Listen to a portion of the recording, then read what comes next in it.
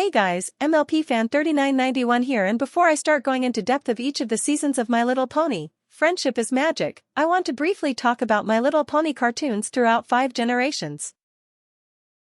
I will go into spoiler territory here, and I want to make some non-bias towards certain eras of My Little Pony before and after Friendship is Magic. Please give a like and subscribe and ring the bell for more content as always, and now, let's begin.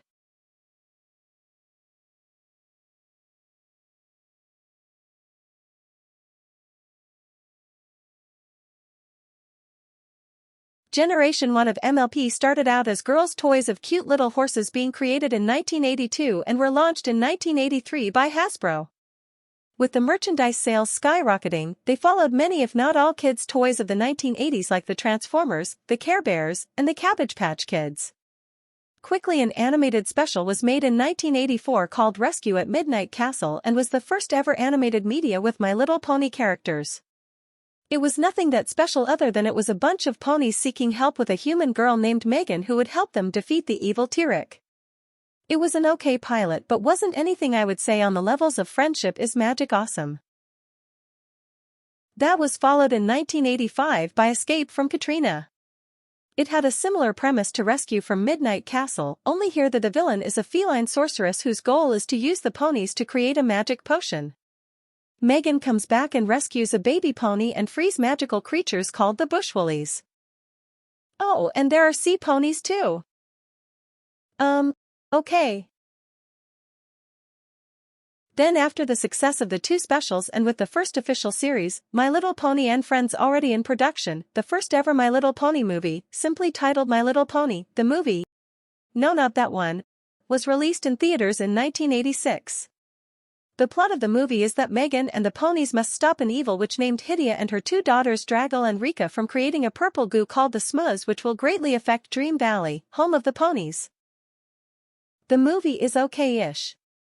If you grew up watching this generation and liked it, then I will still respect your opinion.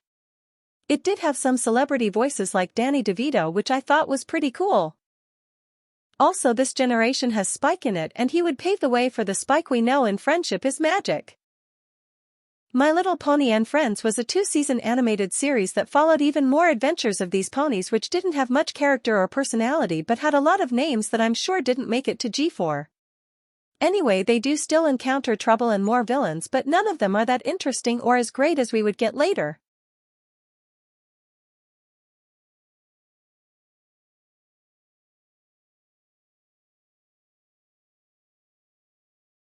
Generation 2 did not have an official animated show or movie, but Generation 1 for its last show was My Little Ponytails, which was created in the early 1990s. Unlike the previous series where there was magic and some human supporting characters, this one focused solely on ponies. Several female ponies were the main focus, and they live and behave like real people, they attend school, they have a hangout that looks like it came from the 1950s, they have boyfriends. Yes, there were a few male ponies, which was the first time we see any male ponies in the franchise, and they do all the typical stuff like throw parties, enter talent contests, eat ice cream, all that stuff. There were even some morals they taught like after school specials, and to be fair, that was nice, they did something new, but it really wasn't anything special. To me, this should be Generation 2 since the designs and animation style is different from that of the 1980s cartoon, but no official G2 animation aside from a PC game entitled My Little Pony, Friendship Gardens.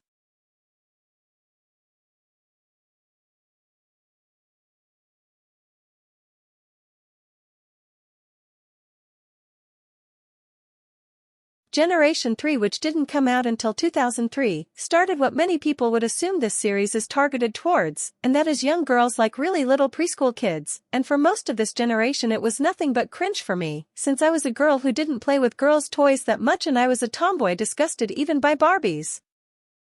So anyway, there were several short animated specials starting with A Charming Birthday, Dancing in the Clouds, Friends Are Never Far Away, and then they had movies with the holiday humbug known as A Very Minty Christmas, then The Princess Promenade, The Runaway Rainbow and Greetings from Unicornia. There were a few more specials like Come Back Lily Lightly, Two for the Sky, and Positively Pink. The animation looked cheap, the voice acting was phoned in. Even if a few of the voice actresses would end up in G4, there was hardly any real plot or morals to teach, and the songs were written amateurish, though a few of the vocals sounded good like the opening for Minty Christmas, but other than that, this generation was aimed towards girls below the age of 10. There was also a taped live show called The World's Biggest Tea Party with pony costumes with people inside them, and after watching it, it sucked. Animation works so much better than a live show. Also in this generation they have several characters that would later appear in G4 and would get better treatment, like Pinkie Pie, Rainbow Dash, which they made her a diva in this generation, Rarity, Spike, Cheerilee, Scootaloo and Sweetie Belle, in which some of them don't look or act like their G4 counterparts. Anyway, as the third generation progressed, it kept getting worse for me since I reviewed every episode and show a long time ago on DeviantArt, and my original reviews have since been taken down with the account, so I did not have a good time reviewing everything from this generation. Then as we come near the end of this generation, we did have one feature film entitled Twinkle Wish Adventure, in which the ponies wish on a wishing star and the star gets taken by a dragon who is just misunderstood. It's a boring waste of 80 minutes, and I couldn't believe it was written by someone who actually did make good cartoons before and even was part of some of my favorite animated shows and movies of my childhood. Seriously, what was she thinking of writing this garbage?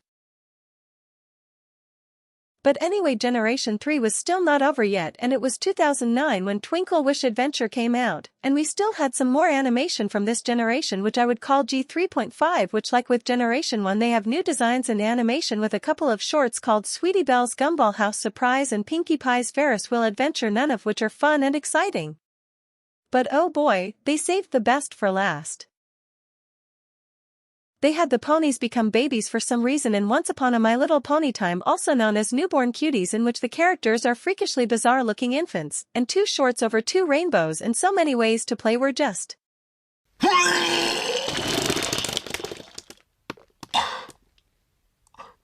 I mean, seriously? What were they even thinking with this? This is not for kids. Heck, even most girls would turn it off. And actual babies might get traumatized by this. But yes, this is it. The worst of the animation by My Little Pony thus far. The animation is garbage. Heck, it's mostly just stilted. My community college did better animations than this. Heck, even some of Generation 4's fan animations were put more effort into them than this. The dialogue is cringe, the characters are wooden, the baby designs do not work here, and whose idea was it to make this so bad? I mean, Over 2 Rainbows was probably the worst animated piece of horse droppings I had ever seen at one point, and sure, there is a fixed version of this one short, but the original version, which gave me one of my lowest ranked reviews of all time, still gave me nightmares. While I don't hate it as much as before, it's still very bad. Also, the only other short that had shared this thing's problems, So Many Ways to Play, was also pretty terrible, but I think that was at least putting a little more effort into the animation, though not much, and the voice acting, but other than that these two can be destroyed by like Toucan LDM or something. So that was a can of worms I will never get into again. So bottom line, by 2009, Generation 3 ran out of ideas, and ran its course, and right when the last animations were being released, a little show called My Little Pony Adventures was underway, and from there it looked like the salvation for this franchise. But only time would tell.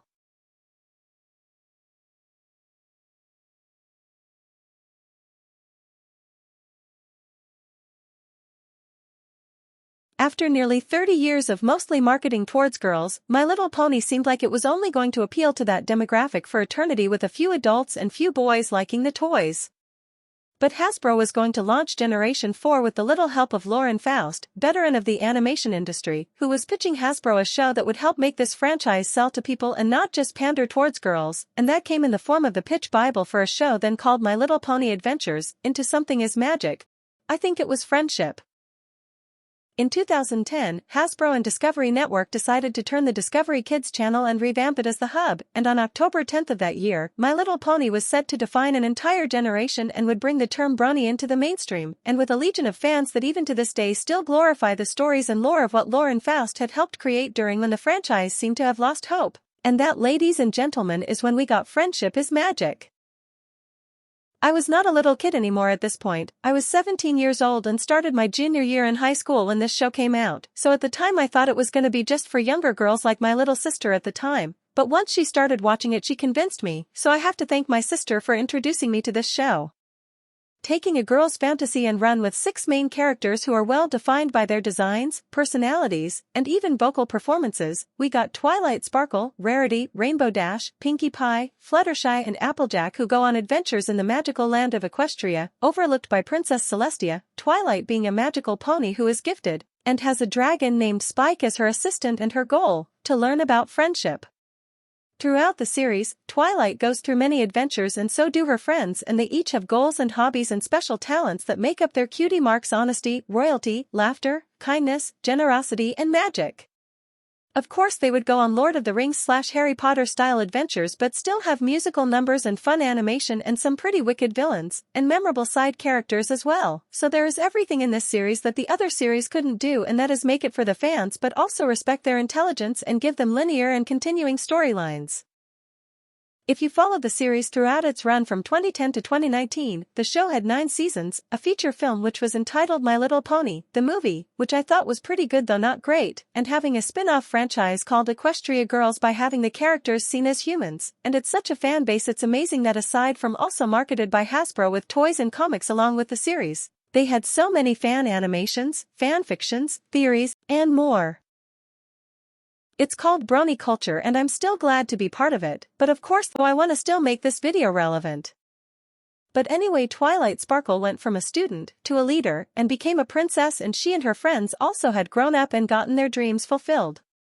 It was fun seeing these characters grow up, and it was very hard to say goodbye to them. But of course, like a few generations prior, it wasn't really the end, at least with Friendship is Magic, but there was Friendship is Forever, which was a clip show that also featured the final new animation for the series, and G4.5 saw the short-lived series Pony Life, which again featured a different animation style. The characters were the same, but they did random stuff, so it was never on par with Friendship is Magic anyways.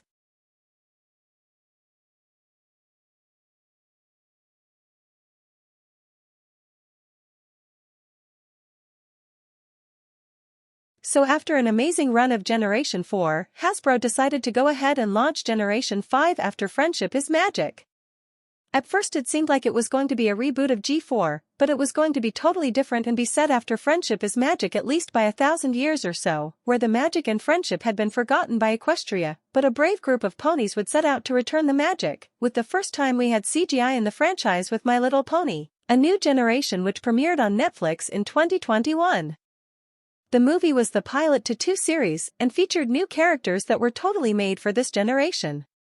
Sunny Starscout being the dreamer Earth pony who wants to find out what happened to the unicorns and Pegasus ponies, all the while the Earth ponies are the racist supremacists, and eventually it's equality that saves the day. The movie is alright, but it's nothing that special, again. Then that was followed up by 2 series, My Little Pony, Make Your Mark, and My Little Pony, Tell Your Tale. Both were launched in 2022, shortly after the movie, and Make Your Mark had the movie's animation style, though through a downgrade, and the celebrity voices did not return and were replaced by actual voice actors, and once again they would try to make linear stories.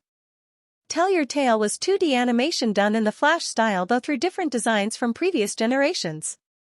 Sunny Starscout, along with Hitch Trailblazer, Pip Petals, Zip Storm, Izzy Moonbow and Misty Bright Dawn would be the new main 6, and they have a baby dragon called Sparky. The main villain of the show was Opaline Arcana, who was the wicked stepmother something or other to Misty Bright Dawn, who was under her wing but became part of the main 6. To tell you the truth, while I do applaud this series by not being a reboot of G4 and having 2 different animation styles, I don't really like how they took this generation and be a watered-down version of Friendship is Magic. I mean, think about it, we have Sunny as this version of Twilight Sparkle, we have Izzy with Pinkie Pie's traits, sisters Pip and Zip be like Gen Z versions of Rarity and Rainbow Dash, Hitch being like a male version of Applejack and Misty being like Fluttershy. And Sparky is their version of Spike. Oh, and this generation is sort of a contradiction of Friendship is Magic, where in the movie they explain that after many generations, the Earth ponies, Pegasi, and unicorns were under unity, thanks to a certain purple alicorn who ruled them all, and all the other creatures become friends and allies only for them to lose magic and friendship, which makes the main 6 efforts feel ineffective. This generation has come under criticism, and yes, I do have many criticisms with this show, mainly with the animation, and the story, and the characters not being as good as G4, and this series feels like already dated with social media jokes and streaming, which not even Equestria Girls had this many, and the fact this generation a perceived lack of depth in storytelling. Issues with character development like lack of growth and complexity that G4 had, and sort of rehashing characterizations from the main characters from the previous generation, and a focus on shallow content with the characters doing stuff that the average YouTuber or TikTok creator would do. The animation looks cheaper and so it does not top the GOAT that was done by Hasbro years ago. I heard there was mismanagement from the animation studio for these two shows and it led to being a cheaper version of the show. Also, some fans think this was trying to call back to G1 when G1 actually had more effort put into it. The marketing was also pretty poor compared to G4, and as for the toy line, it didn't sell as much as G4 did. Many fans felt that G5 failed to build upon the established world and characters of G4, instead seeming to erase the accomplishments of Twilight Sparkle and her friends. This disconnect was particularly noticeable in the initial movie, where the pony races were portrayed as still being at odds, despite G4's efforts to foster harmony. Even characters that they did bring back like Spike, now as the King of the Dragons, had left his pony friends behind for a long hibernation, so that was like a betrayal to not only to the ponies but also to the fans, since he was a loyal dragon that helped bring the main six together and his actions helped Twilight get to know friendship, and him growing up in their absence after the end of G4 makes me feel sad for this character. But that's nothing compared to Discord in G5, yes, even Discord was brought back in one of the comics, also having his personality from being the Lord of Chaos, to being the first reformed villain of the series, to his highly criticized character arc at the end of G4, and then between G4 and G5 he had put an end to magic in Equestria as he saw it as the source for conflict as a way to divide all the pony races, which is just a complete and utter betrayal of his character, which was even worse than when he put Equestria's biggest villains against Twilight at the end of Friendship is Magic. So anyways, with G5 coming to an end, and yes, I checked, it wasn't as good as Friendship is Magic, and many people are actually happy about it, because it was seen to them as disconnection from G4 and treated its characters, its storylines, its visuals, and its marketing all as a joke considering how much love G4 had gotten, and this is what G5 gives us? I mean, it's not G3 bad, but it is certainly not G4 levels of greatness. And I want to make one thing perfectly clear. I do not hate G5, I was optimistic like a lot of you guys were, and I thought it was okay when I watched, but looking back on it, it was a poor attempt to be the next Friendship is Magic, and there were so many criticisms that I had to bring to the table that the current generation failed to bring the same success that G4 had. The characters being mostly one-note and personality copies of the original main six, the two different animation styles were not as polished as G4's were, and the stories just reverting back to having all the ponies separate due to magic being gone, and having a small tag team of ponies to return it, felt like a disservice for fans. So with that said, G5 wasn't a hit like G4, so who knows what G6 will look like.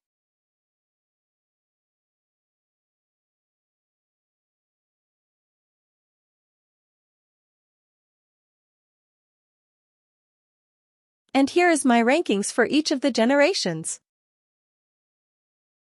G4, it was awesome to see this franchise go from just being mediocre when producing animated content, to being wow.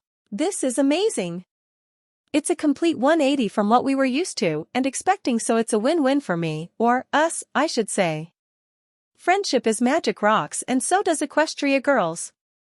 Though I wish Equestria Girls got a better ending. G1, it's the other only one that I think that does put story and character first, and while its animation is very 80s, it is okay for what it is. It has cool villains, some of which do end up in G4, and a few characters, but it's not G4 quality. G5, it's what, really, this is what this generation requested, and it fell on its face. But I do appreciate it was trying to do something, and gave us a few reasons to go watch G4 instead. G2, I wish I could put My Little Ponytails on here since it was closer to G2 than G1, but it's not that bad, just not my type of show. G3, it's the worst. Unless you have little girls of your own or just want to see what made Hasbro wanted to create Friendship is Magic, then suffer like I did, because this is the lowest of the low. The earlier episodes are not the worst, but the ending of this generation will probably make you want go-to therapy. And there you have it, at long last, this is what I wanted to show you before I go deep into the only great series from this toy line about ponies. And while I am a G4 purist, there are a few good qualities I see from each of the other generations of My Little Pony. I also appreciate that you guys have stuck towards the end of this video, and I hope you give me much love and support. Be sure to look for my reviews on Blue Sky and look for me on Twitter and Facebook, and I will have more social media in the future, so just find me and have a little chat, and maybe I will have more friends and get to know more people who share my love for animation and movies and TV shows and video games and fandoms in general. And so that ends my analysis of all 4/5 generations of My Little Pony, but just the animated media. I am MLP Fan 3991 and I will see you in the next video. And this video is done.